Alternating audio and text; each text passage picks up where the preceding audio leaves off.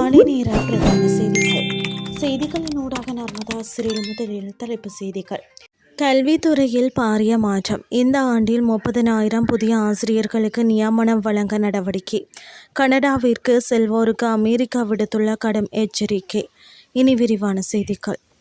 நாட்டின் வரலாற்றில் முன்னெடுக்கப்படும் மிகப்பெரிய ஆசிரியர் நியமன திட்டத்தின் கீழ் இந்த ஆண்டில் மாத்திரம் சுமார் 30,000 புதிய ஆசிரியர்கள் சேவையில் இணைத்துக் கொள்ளப்படவுள்ளதாக பிரதமர் கலாநிதி கரணி அமரசூரிய தெரிவித்துள்ளார். அனுராதபுரத்தில் உள்ள வடமத்திய மாகாண கல்வி அதிகாரிகளுடன் நேற்று நடைபெற்ற கலந்துரையாடலின் போதே பிரதமர் இந்த விடயத்தை குறிப்பிட்டுள்ளார். இந்த விசேட நியமன திட்டத்தின் கீழ் கல்வித்துறையின் பல்வேறு பிரிவுகளுக்கு புதியவர்கள் உள்வாங்கப்பட உள்ளதாக பிரதமர் தெரிவித்தார்.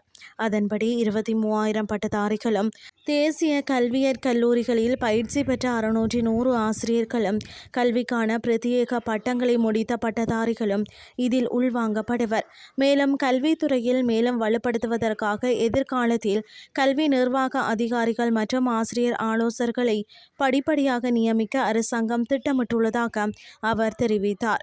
ஆசிரியர் பற்றாக்குறையை நிவர்த்தி செய்வது மாத்திரம் கல்வித்துறை மேம்பாட்டிற்கு போதுமானதாக அமையாது என சுட்டிக்காட்டிய பிரதமர், ஆசிரியர்களின் முறையான பரவலாக்கம், கல்வி நிர்வாகம் மற்றும் தரவு முகாமைத்துவம் சார்ந்த பிரச்சினைகளுக்கு தீர்வு காண்பதன் அவசியத்தை வலியுறுத்தினார். கல்வித்துறையில் அரசாங்கம் பாரிய முதலீட்டை மேற்கொண்டு வருவதாக குறிப்பிட்ட அவர், நாட்டின் பிள்ளைகளுக்கு தரமான கல்வியை வழங்குவதை நோக்கமாக கொண்ட அனைத்து முயற்சிகளும் திசை திருப்பப்பட வேண்டும் என அதிகாரிகளிடம் கேட்டுக்கொண்டுள்ளார். இனி வெளிநாட்டு செய்திகள்.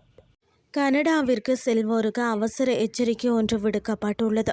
அமெரிக்காவின் முதன்மை பொது சுகாதார அமைப்பான CDC இந்த எச்சரிக்கையை விடுத்துள்ளது.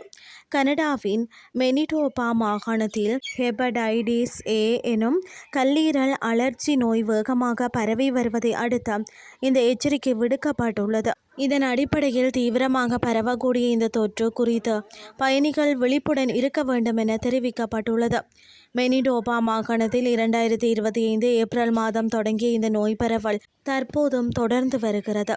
இந்த நிலையில் 784 பேருக்கு தொற்று உறுதி செய்யப்பட்டுள்ளதுடன் 186 வழக்குகள் பதிவாகியுள்ளன.